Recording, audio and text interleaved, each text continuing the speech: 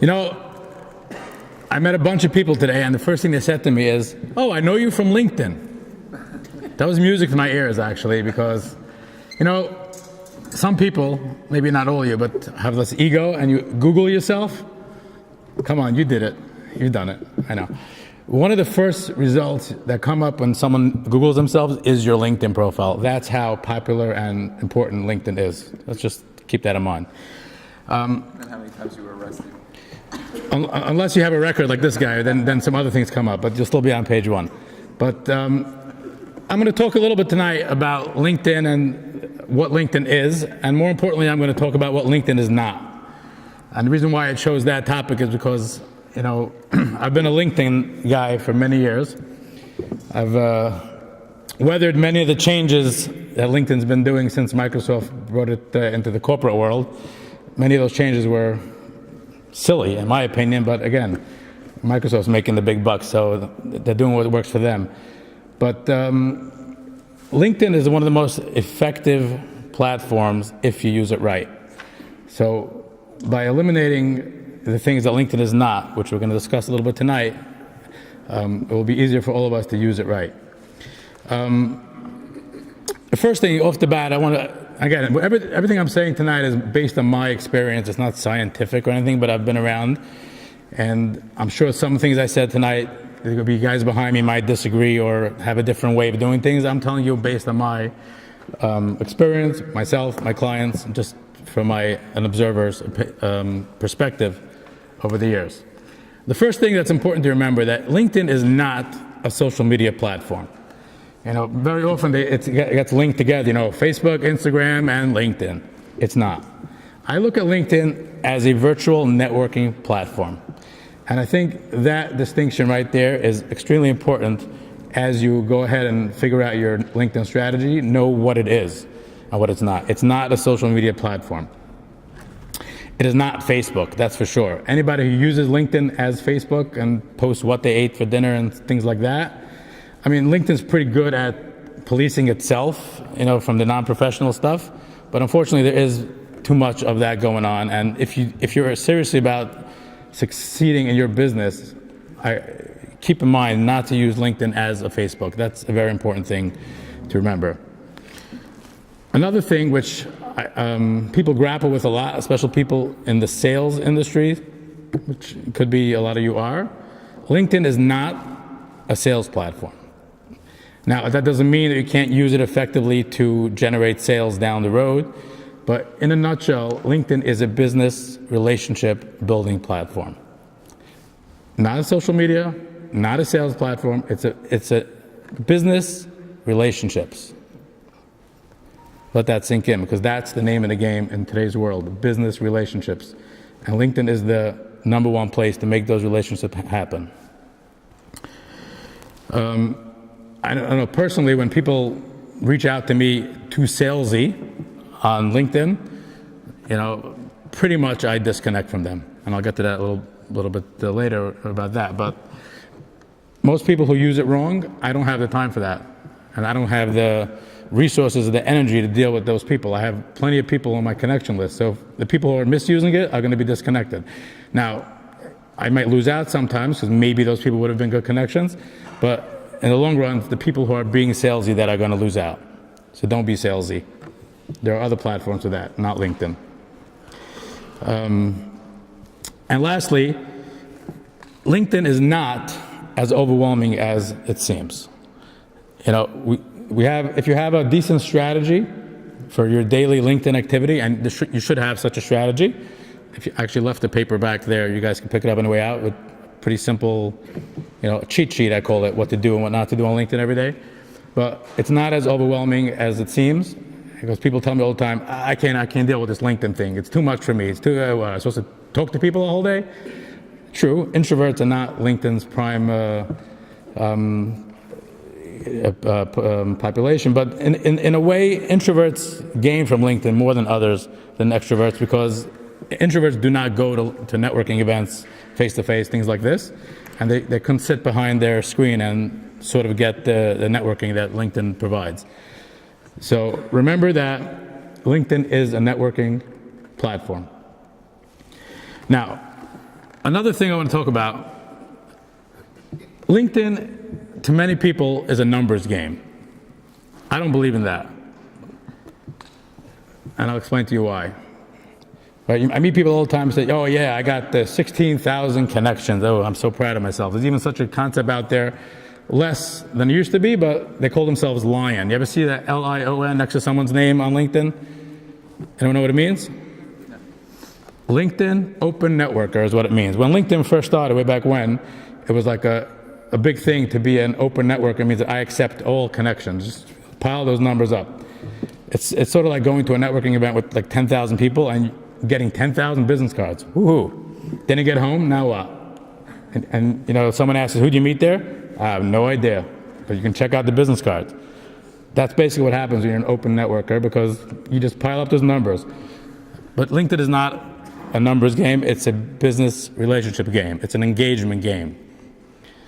And I call it a game because might as well make it fun, you know, if you're on there, but it's not a numbers game, and it really doesn't matter how many connections you have. If you're not leveraging those connections, if you're not monetizing them at some point down the road, then they don't matter. It's not a numbers game. It's not another way I'd like to put it, it's not just a Rolodex, you know, of a status thing. I have 16,400 connections, or I reached the 30,000. There's a limit on LinkedIn. 30,000 is the most you can get. And if you have 30,000, then you can pat yourself on the back, and then what? Right? Actually, there's actually I don't know this to be a fact or scientifically, but just from my research and my observations, if you do have too many inactive, stagnant connections on LinkedIn, it actually could hurt you in the long run. Because when you're posting stuff, whether it's articles or posts or whatever stuff that you should be posting, and your network, your connections are not engaging with you, LinkedIn looks at you, the algorithm looks at you as somebody who's not really engaging, because they look at it proportionally based on your network.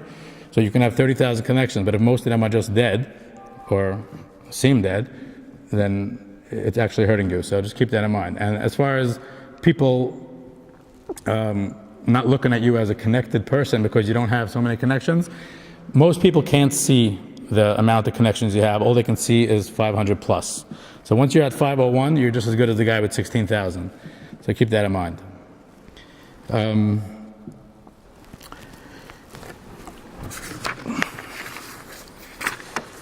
Now, profile pictures. Now, I'm not here to discuss the profile and stuff. That's Chaim's job, but I just want to point out a couple of things. First of all, Label Schwartz needs the business. So you got to have a profile picture. But I'll give you an example. Imagine you came into this event tonight with a bag over your head, right? Everyone would laugh at you, that's for sure. But how many people would actually take you serious as in the business world? They wouldn't, because it's silly. So based on the concept of LinkedIn being a networking platform, a virtual networking platform, it's the same way. If you're going to come into the room, the LinkedIn virtual room, with a bag over your head, or that silly silhouette of, you know, that gray thing they put there till you put your profile picture, you're dead in the water. Personally, I don't accept connection requests from anyone without a picture. If I'm in a good mood, I'll respond to them saying that feel free to send that request again when you load up your profile picture. But I will not accept, with very few exceptions, if someone doesn't have a profile picture.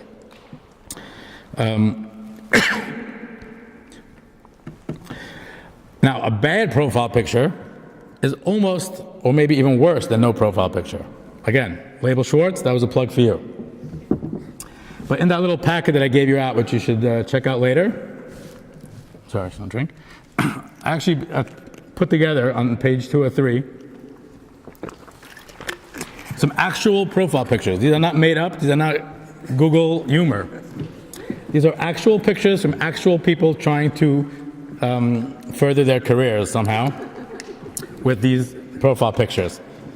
Now, if your picture resembles these in any way, shape, or form, please see Label Schwartz ASAP.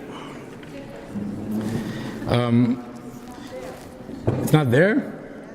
Try page 3. Oh, Label's not there? Label! Guys, if you didn't meet Label, this is Label. We're going to get back to the pictures. Don't worry. Everyone will leave here with a picture tonight. Everyone will get a picture. Now, your profile picture, not only should it be there, and not only should it be a good one and not a bad one like those, it should be a representation of you. Meaning to say, the way each of you look tonight at a networking event, that's what your picture should look like. It shouldn't be a picture of you with your kids, a picture of you in Disneyland. It shouldn't be a picture of you in a tuxedo, unless that's how you go to a networking event. Again, keep in mind the simple premise that LinkedIn is a virtual networking event. So the way you would be at a networking event is what you should look like on LinkedIn, right? Putting your wedding picture with tuxedo is just not who you are. Again, is it going to hurt your business? I think it might. Because at the end of the day, people want to see you. You got to be approachable, you got to be friendly, you got to be the person that they're going to meet. Like I met a couple of people tonight here. I said, oh, I recognize you from LinkedIn. Now, if I would have been, dressed a little differently than the way I represent myself, I don't know if they would have made that connection. Unless my handsome face is good enough. But generally, if you're not representing yourself the way they would see you when they meet you for coffee or a business meeting, it's not doing you justice. So that's all I want to say about that. Again, Chaim's going to handle more the nitty-gritty of the profile, so we'll leave that for him. Only thing I do want to say about profiles before I go further is that don't underestimate the power of your tagline. The tagline real estate on your LinkedIn profile is extremely valuable. It's like when you buy a New York Times or whatever other paper you read, there's above the fold and below the fold. Right? Whatever the headline is, above the fold is prime real estate. And that tagline on your LinkedIn profile is extremely important. And it shouldn't be just your title. That's there elsewhere. It should pop out with some message, with something clever to explain to people not what you do, but what results you could provide to them. Keep that in mind as you figure out what to put there. And I would spend time on that, but we'll leave that for Chaim. On the topic of who to connect to, and people always ask me, should I accept every connection? Who should I reach out to connect to? Which is obviously an important thing because you can't connect to everybody and you shouldn't. And you should sometimes actually disconnect from people. I actually review my LinkedIn network every couple of months and I get rid of people. Nothing personal, we can remain friends offline, but if that person's not active and just not doing what LinkedIn is meant to be doing, I don't need to crowd up my network. So yeah, not only am I not a lion, I shrink my numbers every couple of months, and I'm actually proud of that. So, first of all, you should never feel pressure to accept a connection request. And if you go on LinkedIn and you get a request, it's not there right away, but if you go to manage all, it gives you the option to send a message to the person before you accept. So often I'll get a connection request and I'll actually reach out to that person. I'll say, why do you want to connect? What possessed you to reach out to me? It might make sense, but if it doesn't make sense to me right away, I'm not going to just click ignore. I might reach out to them. Very often what happens is I don't get a response. So I don't take that personal. It just tells me that person just clicked connect when they were laying in bed, but they're not actually involved or active. And that right there is good for me because if they don't respond, that means that I don't need them in my network. Because I personally would rather have active people on there, not just people. Nothing against people, but another thing that happens, I would say daily, but if it's not daily, it's almost daily. People send me connection requests and I accept. Within 5 minutes, sometimes quicker, I get the sales pitch. Boom. Joe? Boom. Can I get a boom? Can we get a boom? Literally, I accept the connection request, and I get a message from them. Hi, my name is so and so, and I sell this product, and I can save your life, and I can turn over your business, and you can have millions in the bank, right? So, again, depending on my mood, sometimes I'll respond something quirky before deleting them, and sometimes I'll just delete them from my network because, again, I have no time for that. And that person, I can all but guarantee will never be a good connection for you because all they're interested in is selling. I'm not interested in buying, and neither is anyone else in this room. So if they want to sell and you don't want to buy, so that's not a good shidduch. As a rule of thumb, when it comes to accepting connection requests, again, this is not scientific and everyone should do what works for them. But there's 3 things that have to happen that have to make sense for you to accept the connection request. Usually, the person should be local. I don't mean in Woodmere or not in New Jersey, but usually the people from Bangladesh and India and Pakistan, and nothing against those countries, are not going to be your best LinkedIn connections. Now, if you happen to be in the import-export business, that's not true what I just said. But in most businesses that we're in, stick local. I mean, especially United States. If out of the country, again, Canada can make sense, but Bangladesh usually doesn't. But besides the point, most people can send in connection requests from India, Pakistan, Bangladesh, that type of country, Dubai, whatever, are usually not even real profiles. They're there to harass you or just to market to you, sell to you. It's like those robocalls, just in a virtual way, so ignore them. Local is the first thing to look for. Active should really be the first thing. I have it here as the second thing, but active. When someone sends you a connection request, check on their activity.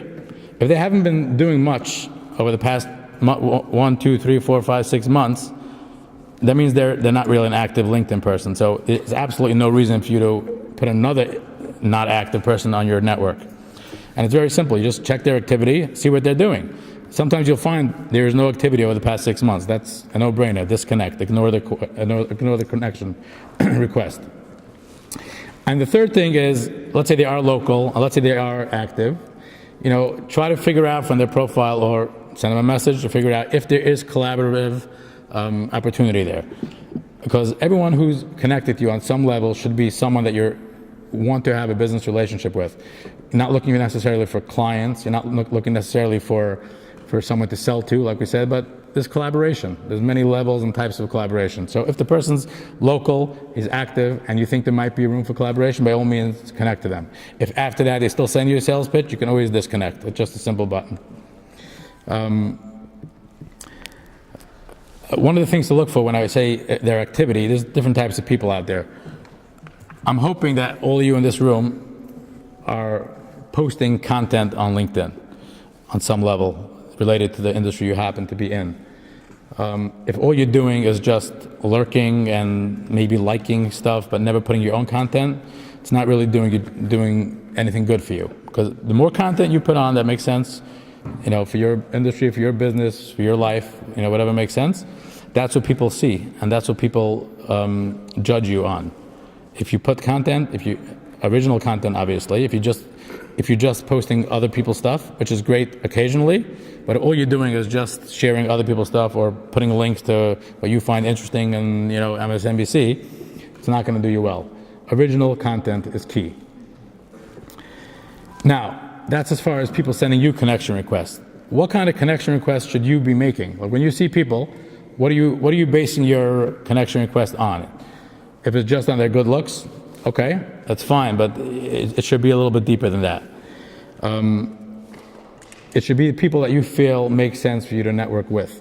Now, when you send that connection request, there's a few things to keep in mind. Most people, what's the favorite word to most people? Do you know? Boom. Besides boom. Joe, you got to come up with a new word, This guy's had the right answer right there. What'd he say? I or me? That's right. Everyone likes the sound of their own name. Everyone likes themselves, whether they admit it or not. Nothing wrong with that, to a point. When you send a connection request, there's two ways to do it on LinkedIn. I wish there wasn't, but there is. The one way is the little generic little blue button that you could just click, connect, which comes through as an email or as a message to me saying, hi, David wants to add you to his network.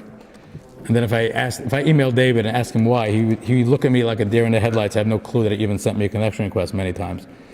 So if you wanted people to take your connection request seriously, at the very least, take that 3 seconds and write their name, because you can personalize a connection request. I recommend even personalizing it totally. But even if you're insistent on using that generic text, at least put the name first. David, please join my network. I don't even know what it says anymore because I hardly use it. Their own name. Now, the best thing to do when you want to connect with someone is to see who you have a mutual connection with in your network and ask that person to introduce you. So if I want to be connected to David, you're my guy now, so, all right? right? David's a great guy, by the way. He does amazing videos. David Jassy, right? There you go. If I want to be connected to David and I see that Renee is in his network as a first connection, I would go to Renee and say, hey, Renee, do me a favor, introduce me to David. The chances of him connecting with me, accepting my request, and actually remembering me is much higher if it came from someone you already know. So instead of going the generic route, which you should never do, or even doing that first name, which is better, or your own message, which is even better, if you go through someone who already is connected to you, that is the most amazing way to get new connection. Because it means that you took the time to figure out that you want to be connected to that person, and that means something. And lastly, when you send a connection request, give them a reason why you want to connect with them. Don't just say, hi, I want to connect with you. That's great. Say, oh, I read your profile, or I read your recent article about this and that, and I thought it was a great article, right? Boom, the ego shoots up to the moon, right? Of course I'm going to connect. If you just told me that my article was great, I'm going to accept you. If you then give me a salesy pitch, I'm going to get rid of you. But if you give them a reason to connect, say, oh, I'm in this industry and that makes sense, et cetera, it makes a lot of sense. Now, everybody wants everyone else to like their stuff and to share their stuff and to comment on their stuff and to love them. But like everything else in life, you got to give if you want to get. And to me, it was pretty much a no-brainer, but for some reason I've been speaking to people and clients recently, and they seem to think this was like a novel approach to life. Excuse me. It's pretty simple. If you want people to like your stuff and to comment on your stuff and to share your stuff and to engage with you, you got to do the same for them. Okay? There's many people out there who I like their stuff, I comment on their stuff, and they never reciprocate. Now, I'm a big boy. I can handle that. It's not like it ruins my day. But you know what's going to happen? Ryan's giving you a message. Message. I got 2 minutes. All right, I'm almost done. I promise. Where was I? Oh, I'm a big boy. I'm a big boy. Okay.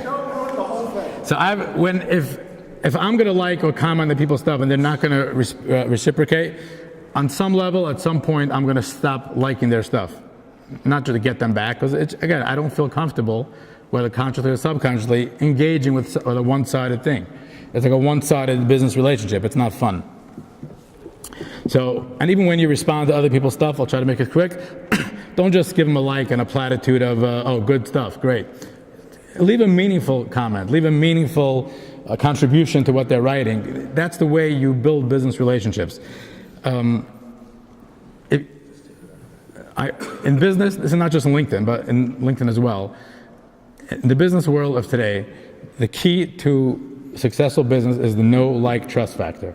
People do business with people they know, they like, and they trust in that order.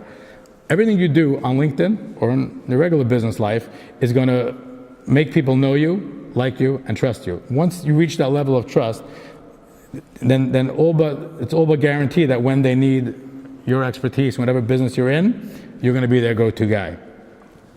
So when you leave comments, meaningful comments, then people start knowing you, liking you, respecting you, and trusting you, and then you're on much better footing when it comes to your business. Because obviously we all want to get clients, we all want money, we all want sales, but it's a long game over here on LinkedIn. It's not a quick sale, it's a business relationships. Now, one more thing I want to say about is this new Minig out there that people write articles and they tag a whole list of people, random people, just to get them to know that they wrote the article. Now, this is debatable. I'm sure the people behind me maybe don't agree with me. I personally don't like that. I'll just put it out there because I've been tagged many times from people who I don't really know them, and there's no reason for them to tag me, but they want me to read their article. It's more like a big sign. Read my stuff without me belonging on that list of tagging. So again, I'll leave that to Chaim to elaborate, but I had to get it in there. One last thing, and I'm done, I think. A couple of small pointers I just want to get in here in my allotted spot.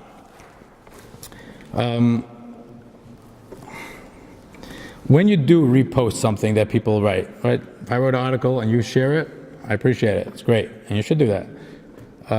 But don't just reshare and don't add anything. Write a sentence on top. Oh, this was a great article. I think it's worth reading.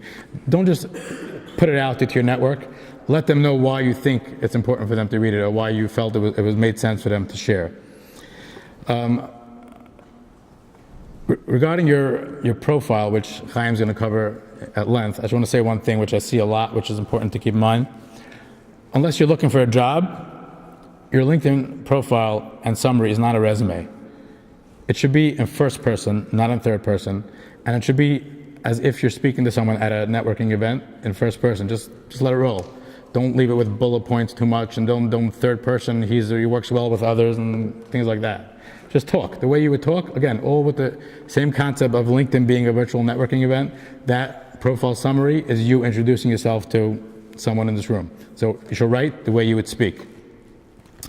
As far as your skills, LinkedIn lets you have a list of skills, which very often it includes things which really don't have to do with you or not things that you do, but it looks good because someone recommended you with that blue button again for lifting weights when you haven't seen a gym in 20 years, right? You feel good about yourself.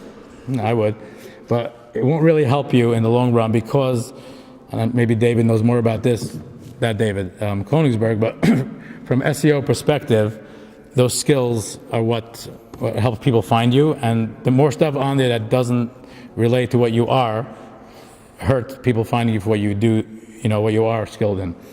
And one last thing I like to tell people, because some people don't like putting their birthday and their anniversaries and all that stuff on LinkedIn. They hide it, and LinkedIn lets you hide it. Personally, I like it when it's there, not because I need the birthday wishes, but what happens is when you have a network that you're trying to engage with, often it's hard to engage with everybody because it's too many people, right? What happens is when you get that little message from LinkedIn reminding you that it's Renee's birthday or a work anniversary, it's like, oh, you know what? It gives me an in to respond to her. Say, oh, happy birthday, how you doing? So it's being that LinkedIn is a networking platform and you're looking for engagement, don't hide those little doors of engagement. They're there for a reason. LinkedIn wants you to have a way to get into people and say, happy birthday, what's up, and take the conversation there. LinkedIn conversations, by the way, should be taken to the next level. I mean, you can go out for coffee or take it to a phone call. It's not meant to only stay on LinkedIn, so just keep that in mind. And again, I'm not going to overstay this thing. Anyway, I appreciate you listening. I just want to say that everyone here should, if you didn't already do it, please feel free to connect with me on LinkedIn. If you're not on LinkedIn, I don't know why you're here, but if you're... If you have a good picture. You want a picture? Label Schwartz even made me look good, so I think so. So please go ahead and connect with me, and I will accept everyone's request. My name is Izzy Levovitz. Nice to meet you. And you are Mrs. Jassy. Very nice to meet you. That's right, light bulb. And I do want to say one last thing. I'm getting pushed off over here. That your LinkedIn profile is important. And if anyone needs help with that, I do offer LinkedIn profile audits and things like that. So please don't be a stranger. Reach out and use LinkedIn effectively, and you'll be successful. Thank you. Thank you.